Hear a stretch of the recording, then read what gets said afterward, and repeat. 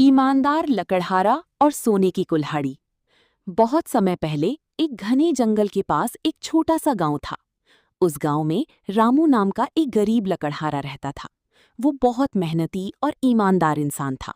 हर रोज सुबह जल्दी उठकर जंगल जाता, लकड़ियां काटता और उन्हें बेचकर अपने परिवार का पेट पालता था। रामू के पास एक पुरानी लोहे की कुल्हाड़ी थी। वही उसकी रोजी रोटी का सहारा थी। वो अपनी कुल्हाड़ी को बहुत संभाल कर रखता था। गांव के लोग उसकी ईमानदारी की बहुत तारीफ करते थे।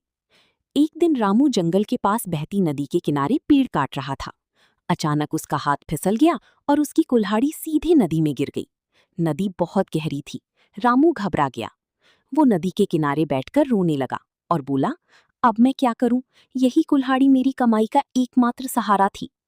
तभी अचानक नदी के पानी में तेज चमक हुई। पानी से एक दिव्य देवी प्रकट हुई। उनके हाथ में चमकती हुई सोने की कुल्हाड़ी थी। देवी ने पूछा, क्या ये तुम्हारी कुल्हाड़ी है? रामू ने कुल्हाड़ी को ध्यान से देखा और बोला, नहीं देवी माँ, ये मेरी कुल्हाड़ी नहीं है। देवी मुस्कुराई और फिर पानी में गायब हो गई। थोड़ी देर बाद वे चांदी की कुल्हाड़ी लेकर वापस आईं। उन्होंने पूछा, क्या ये तुम्हारी कुल्हाड़ी है? रामू ने फिर सिर झुकाकर कहा, नहीं देवी माँ, ये भी मेरी नहीं है। कुछ समय बाद देवी तीसरी बार पानी से बाहर आई। इस बार उनके हाथ में रामू की पुरानी लोहे की कुल्हाड़ी थी। रामू खुशी से बोला, हाँ देवी माँ, यही मेरी कुल्हाड़ी है। रामू की ईमानदारी देखकर देवी बहुत प्रसन्न हुई। उन्होंने कहा, तुम बहुत सच्चे और ईमानदार इंसान हो, इसलिए मैं तुम्हें ये तीनों कुल्हाड़ियां उपहार में देती हूँ। रामू ये सुनकर हैरान रह गया। उसने देवी को धन्यवाद दिया और खुशी खुशी अपने घर लौट आया। गांव पहुंचकर उसने सारी बात लोगों को बताई। गांव में श्यामू नाम का एक लालची आदमी भी रहता था। उसने सोचा, अगर मैं भी नदी में कुल्हाड़ी फेंक दूं तो मुझे भी सोने की कुल्हाड़ी मिल जाएगी। अगले दिन श्यामू जानबूझकर नदी के पास गया और अपनी कुल्हाड़ी पानी में फेंक दी। फिर जोर जोर से रोने लगा।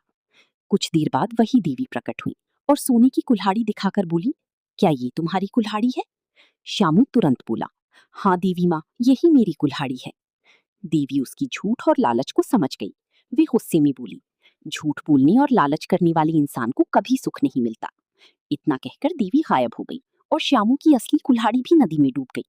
अब उसके पास कुछ नहीं बचा। श्यामू बहुत पछताया। उसे समझ आ गया कि लालच और झूठ इंसान को हमेशा नुकसान पहुंचाती हैं। उस दिन के बाद गांव की सभी लोग रामू की तरह ईमानदार बनने की कोशिश करने लगे। सीख, ईमानदारी सबसे बड़ा धन है।